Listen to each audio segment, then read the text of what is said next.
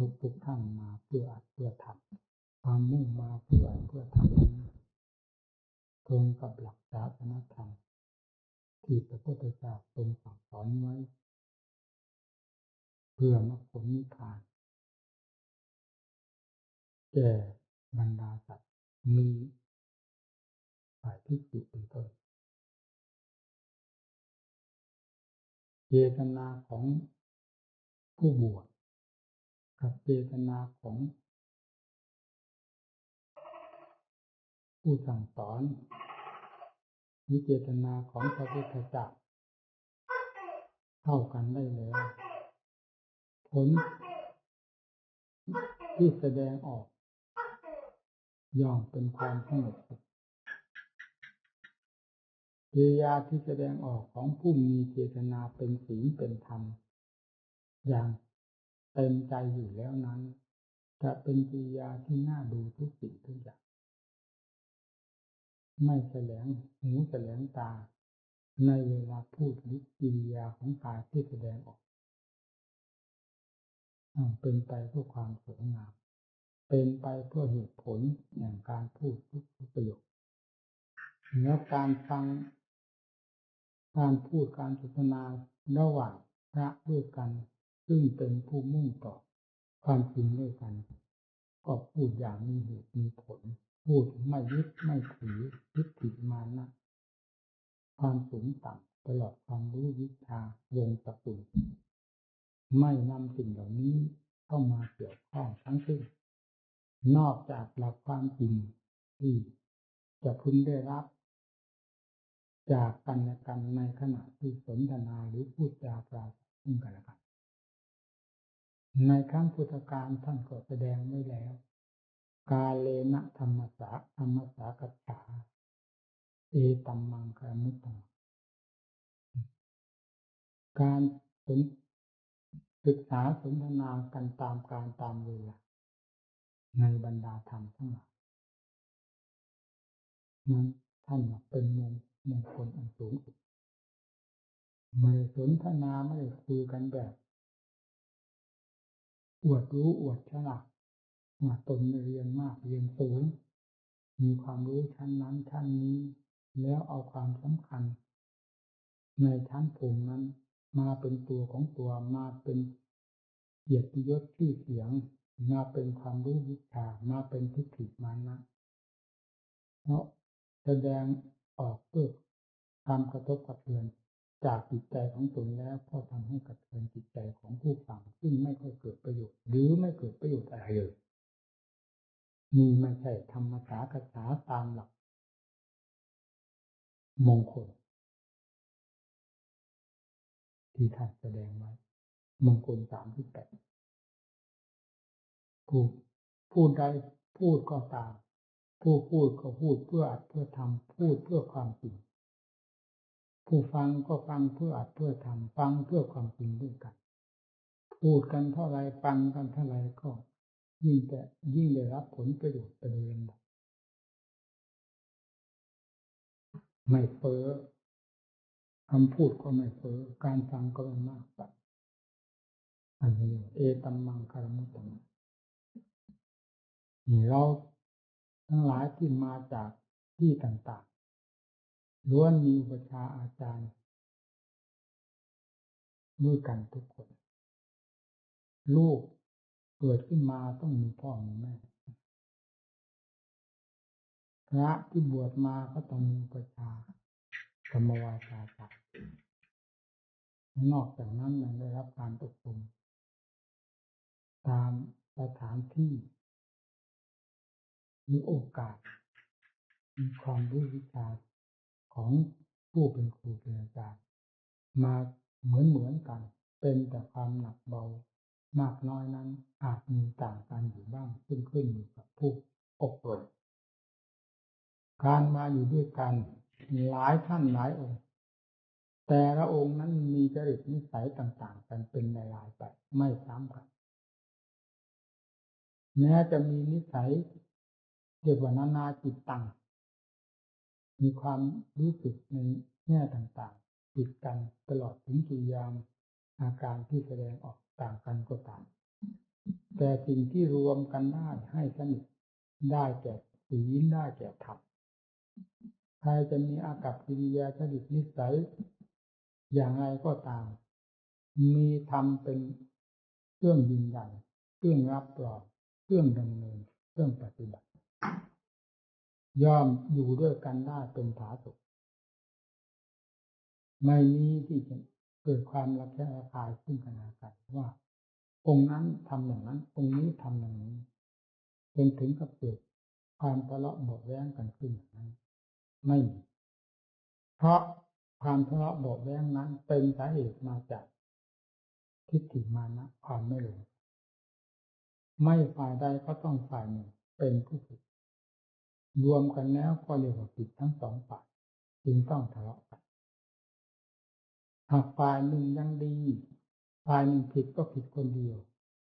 ฝ่ายดีก็รักษาความดีด้วยความเป็นธรรมไว้สิเรื่องก็ไม่เกิดการทะเลาะวิวาทก็ไม่มีแต่เมื่อมีการทะเลาะวิวาทขึ้นแล้วจะว่าใครดีใครถูกนั้นย่อมพูดไม่ได้นอกจากจะพูดมีส่วนหนักเบาต่างกัน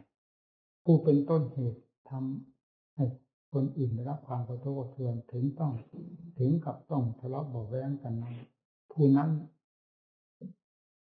มีโทษหนักหรือมีความผิดมากกว่าผู้ที่สองมากกว่าผู้กรณีผู้ทะเลาะวิวาทถ้าต่างองค์ต่างมีธรรมมุ่งหลักความจริง เป็นหลักใจอยู่แล้วนั้นเรื่องดังกล่าวนี้จะไม่เกิดขึ้นได้เลยเพราะต่างคนต่างองค์ดูจิตใจของตนอยู่เสมอใจเป็นที่แสดงออก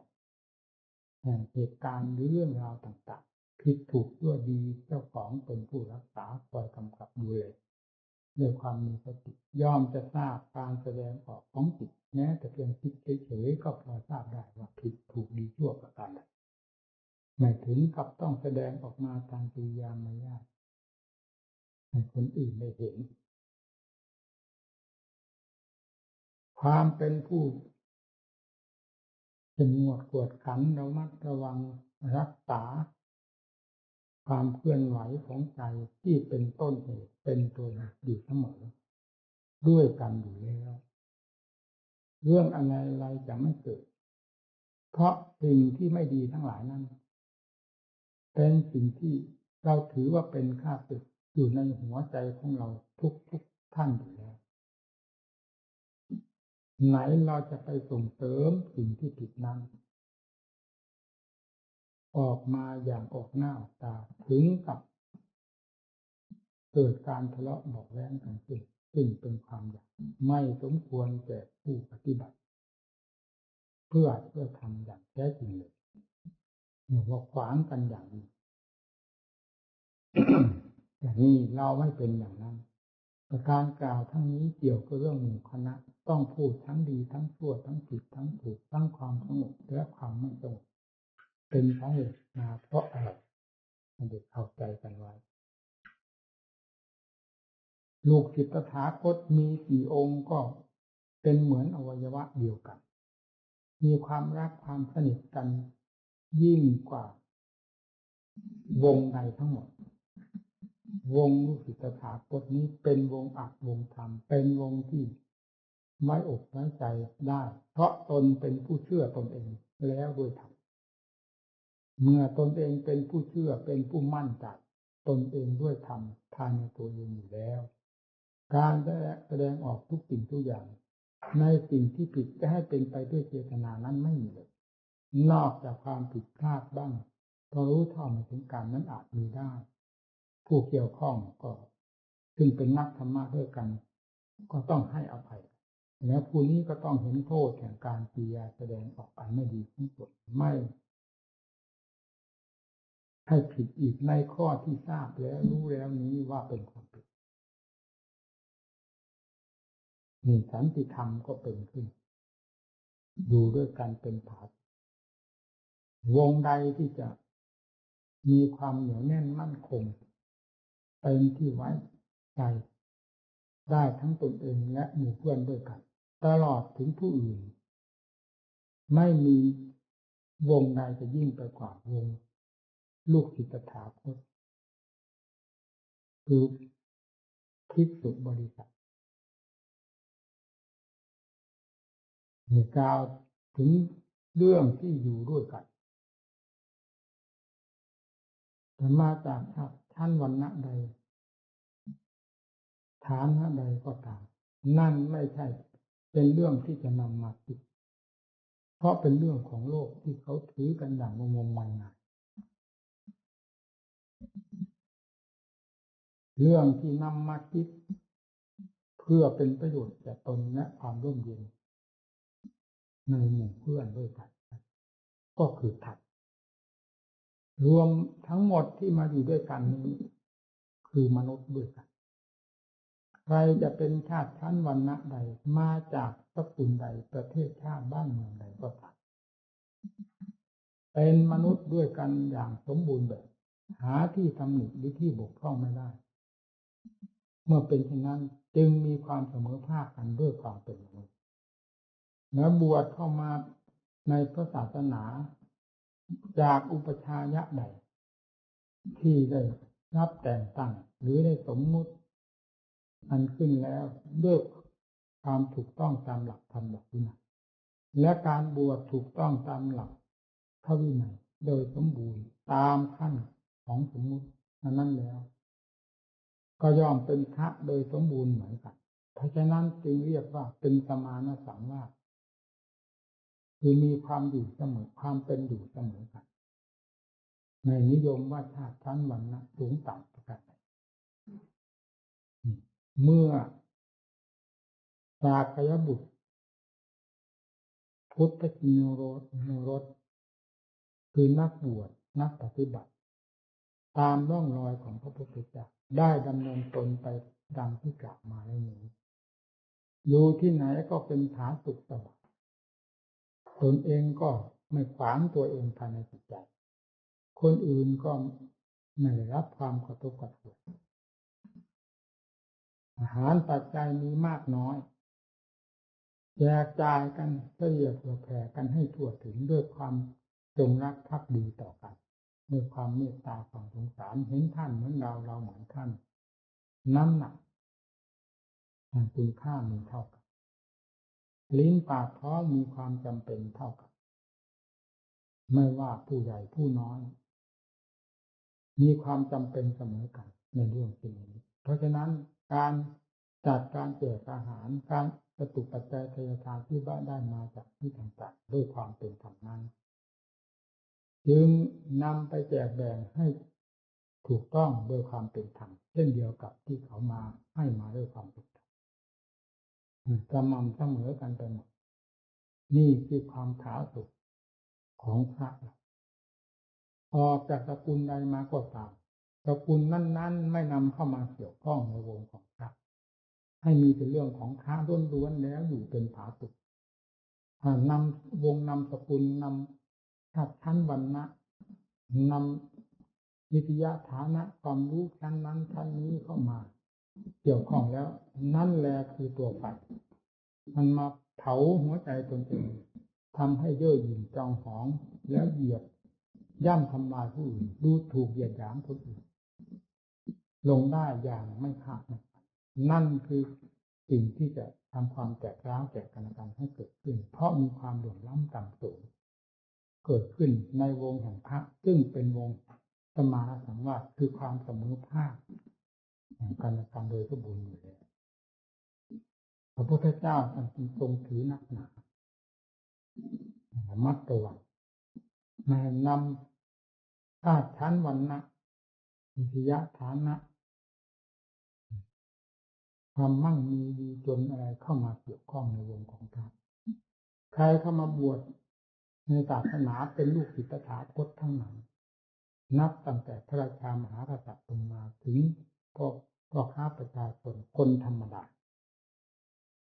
นั่นเราแยกไปเฉยๆเป็นสมมติแต่ละแง่ละแง่หลักใหญ่ก็คือความเป็นมนุษย์ด้วยกันโดยสมบูรณ์แบบแล้วบวชขึ้นมาเป็นพระเป็นเณรก็ต้องเป็นพระเป็นเณรสมบูรณ์แบบ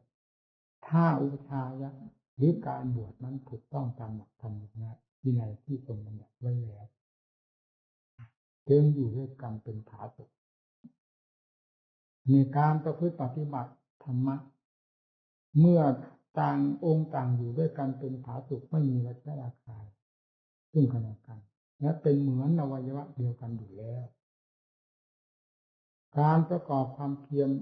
ทุกแง่ทุกมุมทุกอิริยาบถทุกอาการแห่งความเพียรที่เราจะดำเนินตามความถนัดใจย่อมเป็นไปเพื่อความสงบสุขไม่มีนิวรณ์เครื่องกีดขวางหรือขัดขวางภายในจิตใจเพราะอารมณ์อันไม่ดีงามซึ่งเกี่ยวข้องกับหมู่เพื่อนเข้าไปรบกวนจิตใจก็สงบได้ง่ายแล้วเบื้องต้นได้กล่าวแล้วว่าศาสนธรรมของพระพุทธเจ้านั้นพระองค์ทรงแสดงด้วยพระเจตนาอันบริสุทธิ์เต็มที่ไม่มีเจตนาของผู้ใดจะบริสุทธิ์เต็มไปด้วยพระเมตตาเหมือนพระเจตนาของพระพุทธเจ้าทรงมุ่งต่อสัตว์โลกโดยตรงไม่มุ่งต่อโลกามิตรใดๆแน่น้อยผู้บวชเข้ามามีความมุ่งหวังเพื่ออัดเพื่อทำเพื่อมรรคผลนิพพานตามพระเจตนาที่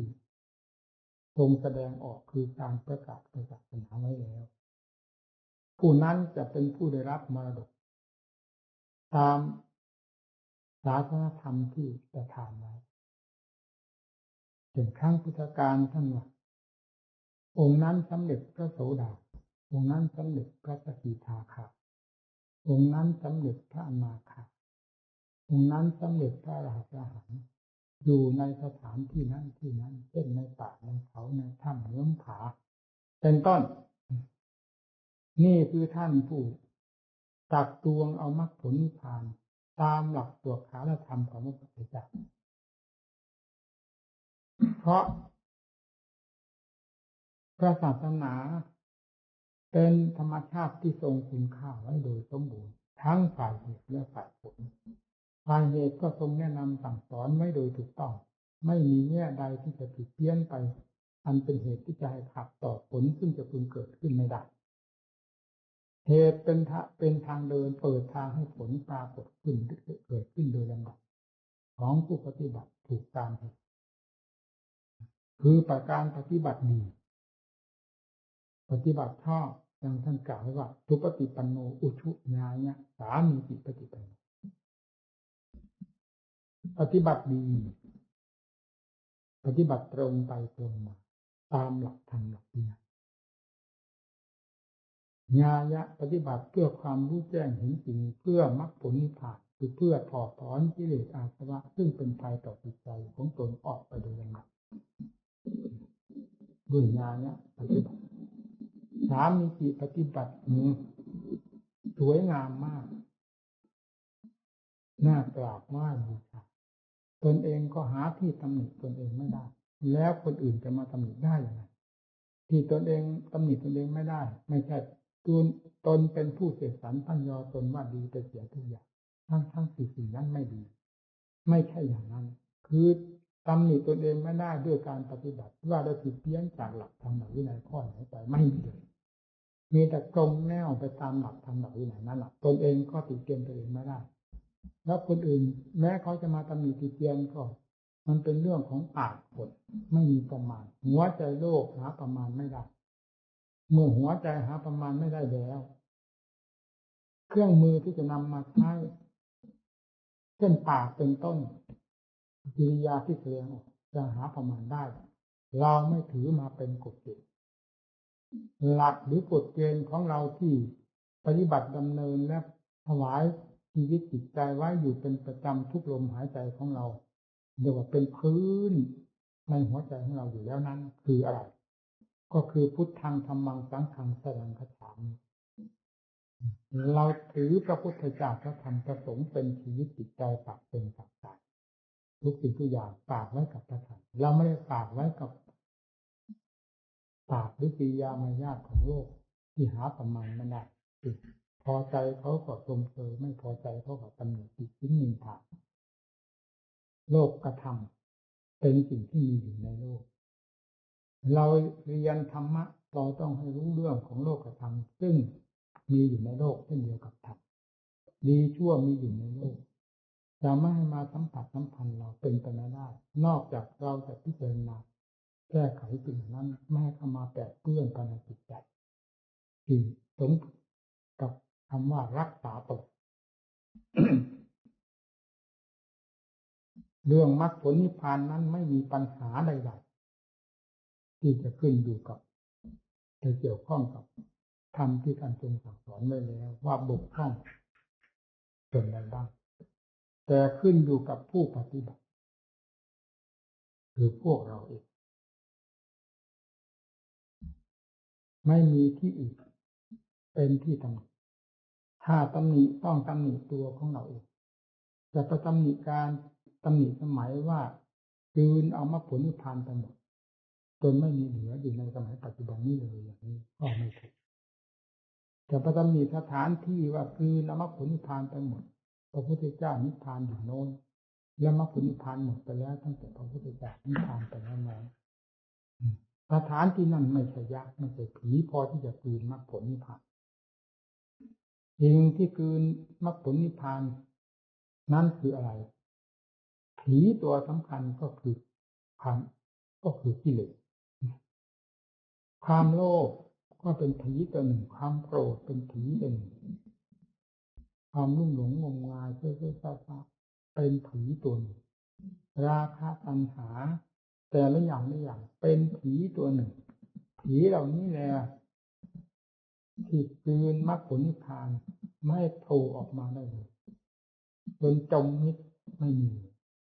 แล้วผีที่กล่าวมาทั้งหมดนี้ซึ่งถูกแจ้งจากพระพุทธเจ้าและสาวกทั้งหลายจนกระทั่งมีในพระโอวาทสอนให้ชำระต่างๆให้ปราบปรามสิ่งนี้มันอยู่ที่ไหนเวลานี้ก็อยู่ที่หัวใจของเราทุกท่านเมื่อเราเห็นธรรมะของเมื่อเราทราบแล้วว่าธรรมะท่านทรงกำหนดสิ่งเหล่านี้และทรงสั่งสอนให้แก้ไขถอดถอนหรือปราบปรามด้วยวิธีการใดเราต้องพยายามทำตามวิธีการนั้นไม่ลดละท้อถอยถ้าต้องการมรรคผลนิพพานไม่ต้องการผีคือกิเลสเหล่านั้นมาคืนหัวใจเราซึ่งเป็นของมีค่ามากให้หมดคุณค่าไปโดยลำดับจนเป็นโมฆะภิกษุเราต้องพยายามมีความเข้มแข็งเป็นสำคัญทำสิ่งใดให้มีความจริงจังมีเจตนามีสติอยู่กับสิ่งที่ทำนั้นอย่าทำสักแต่ว่าทำมือมองตาลอยจิตลอยอย่างนั้นไม่ใช่กิริยาของพระผู้เป็นศิษย์พจน์นำมาใช้ศิษย์ถาคตต้องเป็นผู้มีสติสมาธิภาวนาทำบทใดให้มีสติจดจ่ออยู่กับทำบทนั้นไปที่ไหนให้มีสติอยู่กับตัวเดินไปบิณฑบาตก็เท่ากับเดินตรงๆไม่สนใจจะคุยอะไรกับใครทั้งนั้น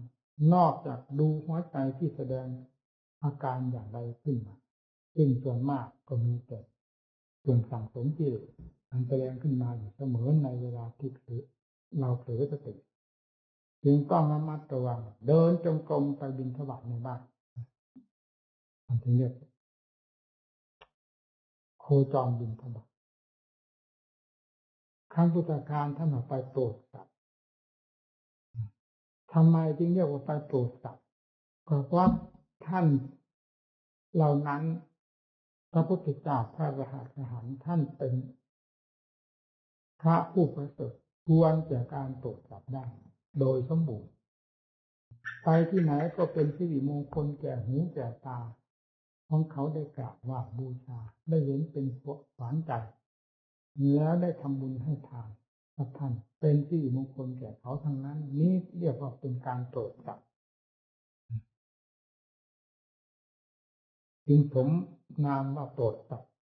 จริงๆเพราะท่านไม่มีอะไรอบิณฑบาตก็มีความโลภในอาหาร แทรกแซงขึ้นภายในจิตเลยไปตามกาลตามเวลาไปตามความจำเป็น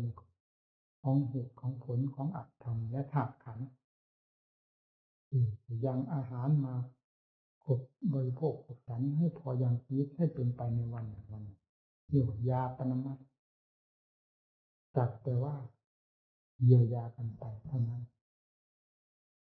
เรียกว่าโปรดนะโดยสมบูรณ์สมัยทุกวันนี้มันตรงกันข้ามแล้วเราอยากเข้าใจเพราะงั้นเราจึงไม่กล้าจะพูดว่าไปโปรดสัตว์ได้เหมือนครั้งพุทธกาลไปให้สัตว์โปรดนั้นถูกเราก็เป็นสัตว์ตัวหนึ่งที่เหล็กเต็มตัวสกปรกโรครุงรังความโลภก็ไม่ผิดกับคฤหัสถ์เขาดีไม่ดีความโลภมากกว่าคฤหัสถ์เขาอย่างลึกลับเหมือนไฟไหม้เปลวพระองค์หนึ่งมีเงินเป็นจำนวนแสนล้านล้านด้วยการสั่งสมไม่สนใจที่จะสละบริจาคให้ทานเพื่อเพื่อนมนุษย์ผู้ได้รับความทุกข์ความยากลำบาก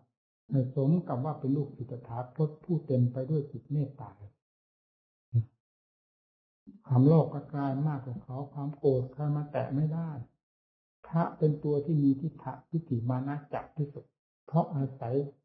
ศีลหรืออาศัยความเป็นพระมาเป็นโล่บังหน้าแล้วสนุกสั่งสมกิเลสสนุกสั่งสมทิฏฐิมานะขึ้นมาด้วยยศถาบรรดาศักดิ์เป็นพระแล้วยังไม่แล้ว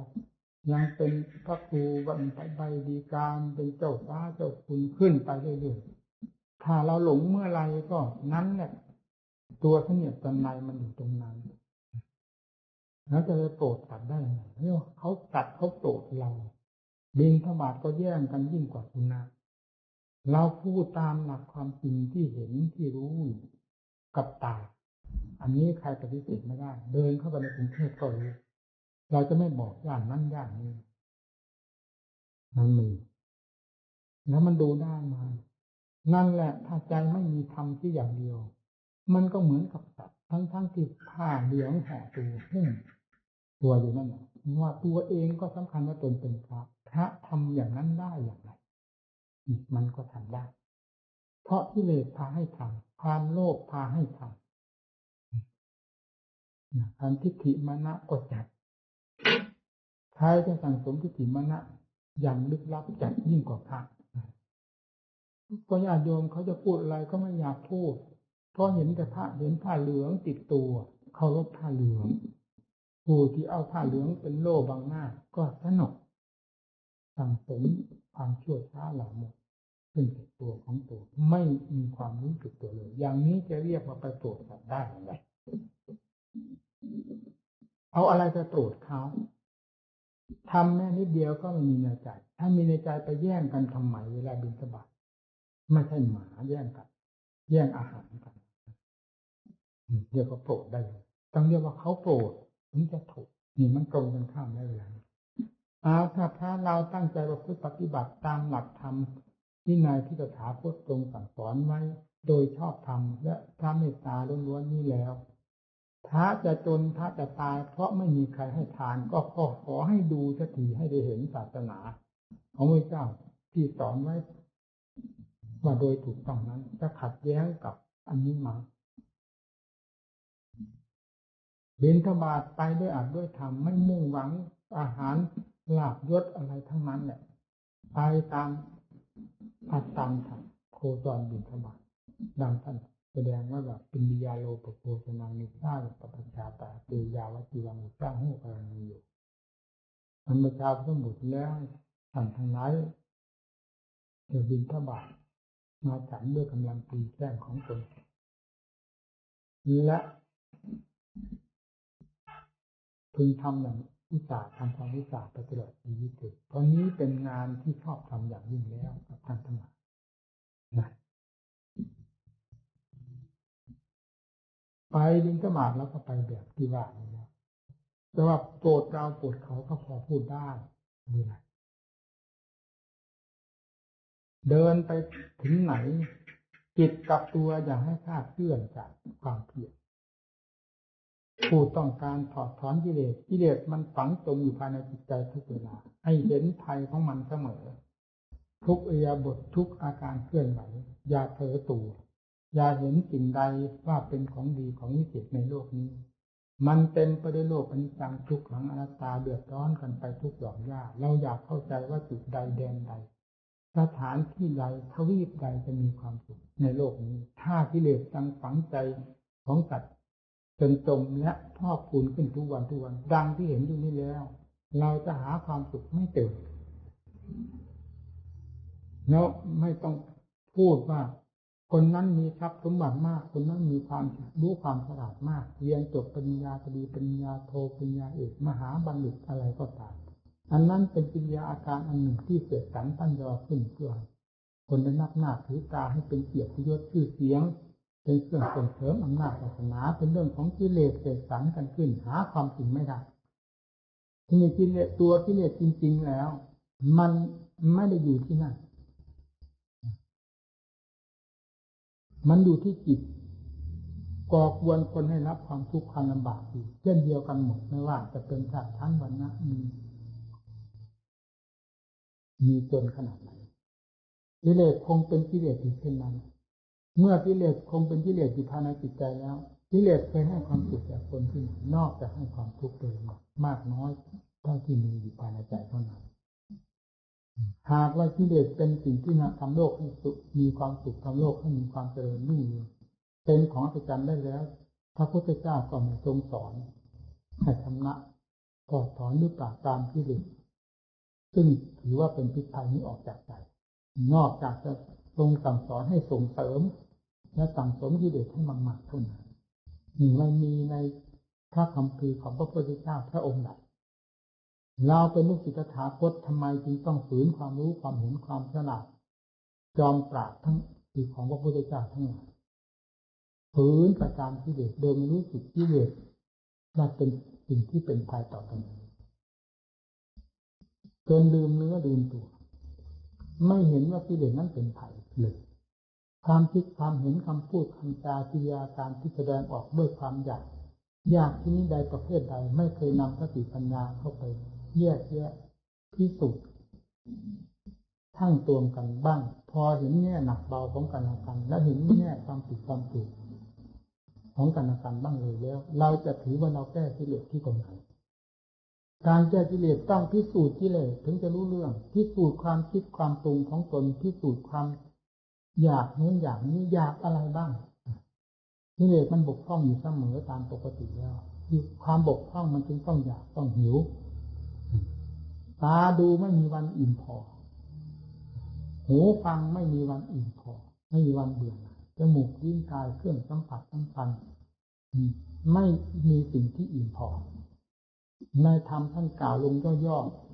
ๆรูปเสียงกลิ่นรสเครื่องสัมผัสเป็นภัยทั้งหมดย่นเข้ามาถึงภิกษุเราพระเรากับรูปเสียงกลิ่นรสเครื่องสัมผัสที่ว่านี้คืออะไรที่เป็นภัยอย่างยิ่งนี่พระพุทธเจ้าทรงแสดงไว้ในพระไตรปิฎกนี้ไม่มีรูปใดที่จะแหลมคมที่ทิ่มแทงได้ลึกและเจ็บแสบที่สุดได้ยิ่งกว่ารูปของฝ่ายตรงกันข้ามถ้าเป็นชายก็คือรูปหญิงถ้ารูปหญิงถ้าหญิงก็คือรูปชายเสียงไม่มีเสียงใดที่จะเสียดแทงเข้าไปถึงขั้วหัวใจยิ่งกว่าเสียงตรงกันข้ามกลิ่นเนี่ยก็คือกลิ่นธรรมกลิ่นอันนั้นแหละกลิ่นของเพศนั้นแหละรสก็รสของเพศนั่นแหละที่มันทำรูปตาฟางให้จมทำสตรีตาฟางให้จมทำสัตว์โลกให้จมนี่ท่านย่นเข้ามาให้เห็นเลยครับนี่เราเป็นนักบวชจึงควรตระหนักอันนี้ให้ดีอย่าลืมเนื้อลืมตัวอย่าเห็นว่าสิ่งใดจะเป็นสิ่งที่มีความสุขความเจริญเป็นที่พออกพอใจไร้กังวลทั้งหลายมีความอยู่เย็นเป็นสุขสะดวกสบายไม่มีถ้าใจยังว้าวุ่นขุ่นมัวอยู่และมั่วสุมอยู่กับกิเลสกองทุกข์ทั้งหลายซึ่งกิเลสสั่งสมขึ้นมาภายในใจนี้อยู่แล้วเราจะไปโลกไหนเกิดกี่ร้อยชาติพันชาติก็ตามก็จะ เป็นภาชนะรับรองกิเลสและกองทุกข์อยู่ร่างไปหาจุดหมายปลายทางไม่ได้ถ้าไม่รีบแก้ไขเสียตั้งแต่บัดนี้ที่ได้รู้เหตุรู้ผลกันพอสมควรนะเพศของพระเป็นเพศที่ปลอดภัยที่สุดเป็นเพศที่ไม่มีใครจ้องมองไม่มีใครเห็นถือว่าเป็นพิษเป็นภัยและเป็นเพศที่มีโอกาสในการบำเพ็ญผลประโยชน์แก่ตนและผู้อื่นแต่สำคัญประโยชน์ตนนั้นเป็นสิ่งจำเป็นอย่างยิ่งในเบื้องต้นดังพระพุทธเจ้าทรงบำเพ็ญประโยชน์สำหรับพระองค์ไม่ทรงสนพระทัยกับผู้ใดๆทั้งนั้นแม้แต่พระญาติพระวงศ์ก็ไม่เคยสนใจเกี่ยวข้องทรงบำเพ็ญอยู่ถึง6 พรรษา6 พรรษานั้นเรียกว่าแทบเป็นแทบตายติดคุกติดตารางยังไม่หนักเท่าพระพุทธเจ้าทรงฝึกฝนทรมานปราบปรามกิเลสต่อสู้กับกิเลสนั่นแหละกิเลสมันมีกำลังมากขนาดไหนมันให้คนรับความทุกข์ขนาดไหนปราบปรามมันด้วยวิธีต่างๆนั้นได้รับความทุกข์ความลำบากขนาดไหนถ้ากิเลสเป็นสิ่งที่หลุดลอยไปได้ง่ายเหมือนจะเก็บไม้ได้แล้วก็ต้องไม่มีอะไรสั่งสอนกันพระพุทธเจ้าก็มีทรงลำบากไม่ต้องสลบสลายมีปรากฏว่าสลบสลายถึง3 หนกิเลสเหนียวไหมกิเลสเก่งไหมอุบายวิธีที่จะฝึกกิเลสนั้นก็เอาให้อย่างเต็มภูมิพระพุทธเจ้าได้รับความทุกข์ความลำบากก็ต่อสู้กับกิเลสก็เหมือนกับนักมวยแชมเปี้ยนขึ้นบนเวทีต่อยกันนั่นแหละใครจะเป็นฝ่ายแพ้ฝ่ายชนะมันเจ็บด้วยกันทั้งนั้นนี่พระพุทธเจ้าก็เจ็บก่อนที่จะตรัสรู้จนเจ็บจนสลบสลายเราถือเอาหลักนี้มาเป็นกฎเป็นเกณฑ์เป็นคติเครื่องสอนใจเราอย่าเอาความคนโง่เง่าเต่าตุ่นด้วยความเสื่อจ่าอันหาสาระไม่ได้มาเป็นคติเครื่องนำเราปกติเราก็เป็นอย่างนั้นอยู่แล้วไม่ถึงขนาดนั้นก็ยังเป็นพี่เป็นน้องเป็นญาติกันกับสิ่งไม่ดีนั่นอยู่แล้วโดยปกติเพราะกิเลสพาให้เป็นอย่างสาวกท่านที่บำเพ็ญเป็นสรณะของพวกเราถึงขั้นบริสุทธิ์ที่มุตพุทโธภายในใจของท่านก็ล้วนแล้วตั้งแต่ท่านทุ่มเทกำลังความสามารถลงไปต่อสู้กับกิเลสอย่างสุดฝีมือไม่ตายก็ให้รู้ไม่รู้ก็ตายขนาดนั้นกิเลสมันเหนียวไหมเราพิจารณาเราจะเอากบไปใส่ไม้ทั้งต้นมันได้เรื่องอะไรทำความเพียรเดินจนกรมเพียรหยอกไป2-3 ก้าวแง่มองดูตั้งแต่หมอนมันได้เรื่องอะไรเรารู้ไหมว่ากิเลสมันปัดหัวใส่หมอนนั่นทับหัวลงใส่ที่นอนหมอนมุงเราไม่คิดเวลาจะประกอบความภาคเพียรกลัวแต่จะตายกลัวแต่จะลำบากลำบนบทเวลากิเลสเหยียบย่ำทำลายอยู่ภายในจิตใจไม่มีวันสว่างสางตาลงบ้างเลยนั้นไม่คิดไม่นึกเราจะหาทางถอดถอนกิเลสได้อย่างไรถ้าไม่คิดในแง่ของกิเลสก็เป็นภัยถ้าคิดอย่างนั้นแล้วจิตใจก็ต้องจดจ่อกันอยู่โดยสม่ำเสมอในอิริยาบถต่างๆจะมีสติ